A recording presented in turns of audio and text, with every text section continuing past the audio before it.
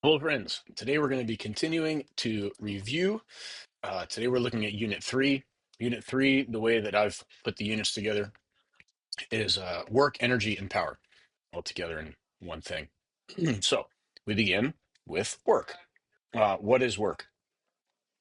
So work is, one way of looking at it is it's a change in energy in the system. Okay, the way it's calculated is it's a dot product between the force and the displacement, as we see here. Um, Now, if it's like a constant force, if it's linear, or whatever the displacement is, it's a dot product. But if we have a changing force, that's where we use calculus. This is AP Physics C, and so the calculus version, the AP Physics C version of this equation is integral F dot dx. Where we add up all of the product of the force and displacement over time. In terms of units, work and energy is joules. So pay attention to the units. I'm going to tell you now, I have survived entire parts of my physics education, right? I finished with a BS in physics, and I survived whole parts of my education just by paying attention to units. So, for example, if you know that a Newton is a kilogram meter per second squared, and you know that a joule is a kilogram meter squared per second squared, then you know you have to multiply a Newton by a meter in order to get a joule. That helps you find this equation because okay, Newtons is force, meters is displacement. Oh, so if I take force times displacement, that gives me the right unit. It gives me the unit of joules. So, if you're thinking like, oh, is it force divided by displacement? Is it force times displacement? You can think in terms of the units to get the right units. What do I have to multiply to get the right units? To get joules in this case. And so think about this here. Like, as I said, analyze the units. If you have a force versus displacement graph, this is very simple, right? But the whole point is simply that the area underneath, you're multiplying length by width, right? So force by displacement, and that equals work. Newtons times meters gives you joules. So that's the key. Okay, there are types of energy. The main types of energy that we're talking about in terms of mechanical energy that we're concerned with in this class: kinetic energy, 1/2 mv squared. That's the equation for that. Gravitational potential energy, mgh. We abbreviate it U sub g. That's a valid convention. And h is in relation to some what we call a datum, right? So you set where zero height is, and you can have negative gravitational potential energy as a result of that, right? If you set and it goes below the datum, you can have a negative height. You can have negative gravitational potential energy. So part of solving problems is setting the datum in a place that's going to make sense, make it easier for you to solve the problem. Elastic potential energy, so US I abbreviated here. UE could be electric potential energy. So it could get confusing. S works it's like a spring energy or stretch energy. 1/2 kx squared, where x is how much the spring is compressed or stretched, and k is the spring constant of the spring. Now, this equation works, but only for what we call Hookean springs. I may have misspelled Hookean. It might be Hooke, because hook is Hooke. Either way, springs, according to Hooke, work for this. If it's a non-Hookean spring, right? So this is a Hookean spring has this equation, F equals kx. There are some springs that have a different force equation, different force function. Um, and in that case, you have a different way of calculating the potential energy. And that's related to some of the other topics here, right? So when you're looking at work done on a spring or work done in spring situations, you got to pay attention. Is it the work done on the spring or the work done by the string? So for example, if we say the work done on a spring, right, and we're paying attention to the system here, right? What's the system in this case? If we're going to increase the potential energy of the spring has to be part of the system. If the spring is not in the system, then we can't have any elastic potential energy. The spring is then just an outside force. Right? So pay attention to your system.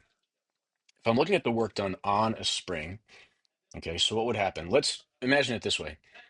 If I have some force that's pushing this way, right? Somebody like some hand, somebody's pushing. I don't know, I can draw a little stick figure or something like that.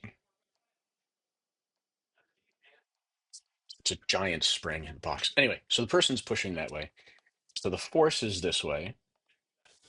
And in that case, the displacement's going to be that way also. So here's the delta x, here's the F. Notice the force and displacement here are in the same direction. And so here, by compressing the spring, right, we're doing positive work. We're adding to the potential energy of the system. However, if we're looking at the force done by the spring or the work done by the spring, in that case, the force is actually in the opposite direction, right? As this thing is being compressed, the the spring is doing negative work, right? And then in that case, in terms of the system, we're thinking that the spring is outside of the system. So the person's pushing in that direction to the left. Um, and then when the person stops, the balk doesn't have any energy. It's not moving. Why not? Because the spring did equal work in the opposite direction. So the work that the person did, the spring did the work to take it away. Or the person does positive work and adds to the elastic potential energy of the system. Right. So pay attention to directions. Yes, work is a scalar, but it can be negative. It can be negative because we can be losing energy from a system. Uh, work can be taking energy away. So it's not work is not negative in the sense of having a direction. It's not a vector, but it can be subtracted. So pay attention to that force and displacement, and don't forget how to do dot product. Right? That's important as well, which we reviewed in other videos. So let's talk about springs. And we're talking about springs, combinations of springs. This is where we cover it, at least in my course. When you have parallel springs, think of it this way, right? Just real simple. If you have two springs next to each other, that's going to make this thing stronger. It's going to be harder to pull this down than if it were just attached to one spring. So that means the spring constant total, the effective spring constant here is bigger than either one of these, right? We're adding to the overall spring constant. So when they're in parallel, you just add K1 plus K2. If they're more, K3, etc. If you have springs that are in series, what's going to happen here? You're going to be able to pull this farther than if it was just attached to one spring. So it's almost like you've created a weaker spring than either of these. So the operation for getting something weaker, and there's a whole derivation here, which I cover in the lectures in more detail, but just for the sake of review, this is what I call the flip add flip, right? Very technical terminology here that we're using, right? Flip add flip. So what do? We flip, so 1 over K1 plus 1 over K2. I add them together, and so I get this 1 over K total. And then to find K total, you'd flip this back, right? You'd take the reciprocal again. Okay, so parallel, you add them up, and then in series, you do the flip add flip rule. Power. Okay. Power is the rate at which work is done. Okay. It's the rate of energy. Uh, so it's dW dt. Another way of getting power, and this is a equation that sometimes students forget, the instantaneous power can be found as the dot product of the force and the velocity. So F dot V will give you P, will give you power. So therefore, since it's the derivative of work, since it's the dot product of force and velocity, it is a scalar, not a vector. The units are watts. It's a little confusing because we have W for work, we have W for watts, but context should always make it clear which capital W we're talking about. Work, so what is work, or what is watts? See, I mixed it up. Watts are joules per second. Okay, so if we take joules and divide by seconds, we get kilograms, meters squared per seconds. Whoops, I messed that up. Meters squared per seconds cubed. Sorry. Oh, I went black.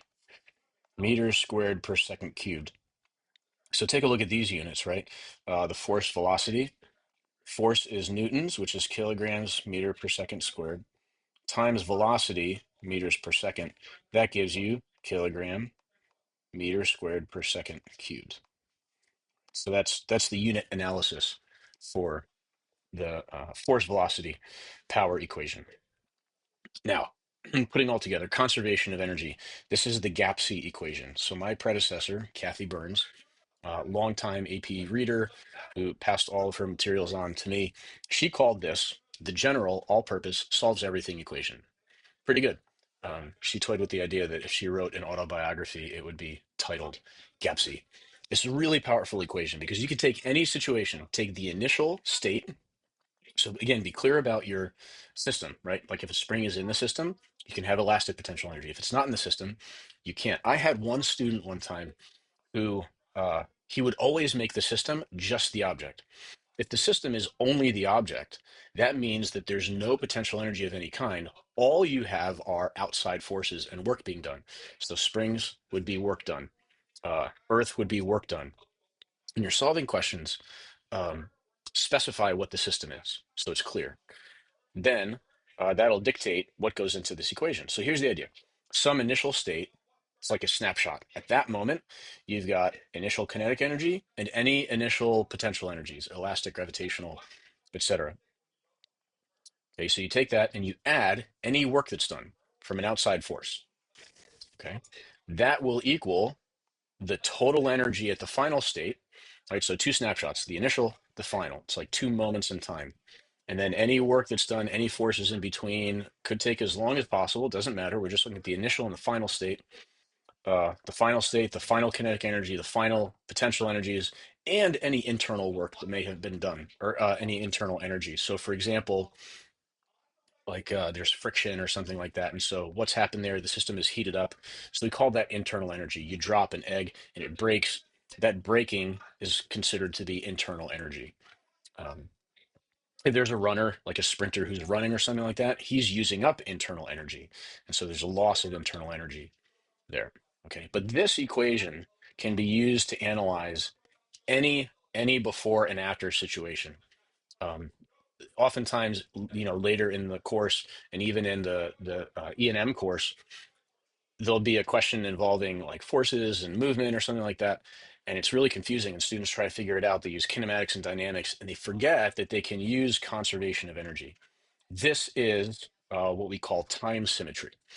Symmetry is where there's been a transformation of some kind, but things remain the same. Conservation of energy is an example of time symmetry. But the total energy at one time is equal to the total energy at another time, even though there's been some transformation that has taken place. We can keep track of the energy and where it goes. Okay. Related to that, potential energy curves, kind of a big thing. It'd be a little bit confusing. It's based on this idea that the change in potential energy is equal to the negative work done by that force. One thing to keep in mind is that the any potential energy is due to some kind of force, right? So there's gravitational potential energy because there is a gravitational force. There is elastic potential energy because there is a spring force or some other kind. When you get to electricity and magnetism, there is electrical potential energy because there is such a thing as the electric force. So if we include, say, for example, Earth in the system, then we have a change in the potential energy. That's equal to the negative work done by the Earth.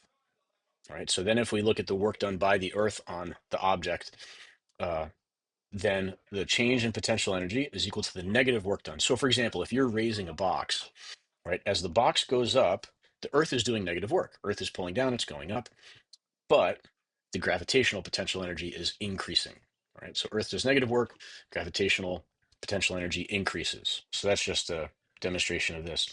Also, how do we calculate work? Work is integral F dot dx dot product. So we put these two together, and then we end up with this, that the change in potential energy is equal to the negative integral F dot dx. That also means then that force is equal to the negative derivative of the potential energy graph, right? Or the potential energy function. If you had a potential energy function, it would look like this. All right. So in other words, if you have a potential energy graph, the negative slope would give you the force. Here's an example. So here's a potential energy graph. Looks like this, right? And so uh, this is zero, right? The slope here is zero, and then it's a negative slope, right? So that means I'm going to take positive because it's the negative of the slope. So if I have negative slope, it's going to be positive value, and this is where it's steepest. So that's where it has the highest value, and then it gets flatter. So the value of the slope is getting closer to zero, and zero here. Okay, now it has a positive slope. Positive slope, positive increasing slope, means that I'm going to have negative force, right? Again, the force is the negative derivative. Going that way, I reach some maximum steepness, and then again, zero, right? It's getting flatter back to zero, and so that's what I have here. And then again, uh, getting steeper and then flatter, steeper and then flatter. So that's a higher slope value, and then down to zero. And then following the same pattern, at this point, the slope is zero, and so I have a value of the force is zero, right? If there's no change in the potential energy, that means that there's no force from that from that kind of force. There are a few things to point out here. One, equilibrium. Equilibrium is when the net force is zero, right? So that means that when the force is zero here, that would be here and here. Those are these points. And so that's the places where the slope is zero. You've got a maximum or a minimum. So the way you can find this is take the derivative, set it equal to zero. That's an analytic way of finding this. This we call unstable equilibrium. This we call stable. Unstable equilibrium. Just imagine having a marble, right? So if we put a marble right here, if it goes a little bit to the left, it's going to continue going that way. If I put a marble here and it moves a little bit to the right, it's going to continue going that way. It's unstable. It's not going to stay here if it's moved a little bit to the left or the right. Stable equilibrium, right? If I put this here, a little bit to the left, it's going to come back to the right. If I go a little bit to the right, it's going to come back to the left. So stable, it kind of wants to stay in there. It's a well. And you can think of the potential energy graph as just a roller coaster. Think of it this way. At this point right here, if I had a marble here, a roller coaster car, something like that, then what horizontal direction is the force? Well, it's in the positive direction, right? And so look, the force in this whole region here is in the positive direction. And the magnitude of the acceleration, where would the acceleration be the most? Well, at the steepest part. Well, at the steepest part, that's where you have the greatest magnitude of force, right? When you're in this region here, what is the horizontal direction of the force on the roller coaster, right? So gravity's pulling down, but the horizontal direction would be to the left, right? It would kind of be slowing down. And so to the left, that's the negative direction. And so the force here has a negative value. There are a bunch of different ways to think about this. Of course, always go back to the equation. The equations are, in the end, the perfect expression of the concepts, right? That's what really helped science to take off was the mathematization of these concepts and Newton inventing calculus, et cetera, right? And then working from there. Uh, but there are these tools that you can use. One of them, definitely the units. So for example, you've got the potential energy graph, U and X, and you're thinking to yourself, oh, what did I have to do? Do I multiply the U and the X or divide? Well, joules divided by meters gives you newtons. So it must be that the derivative, right? Because derivative is dividing du dx, right?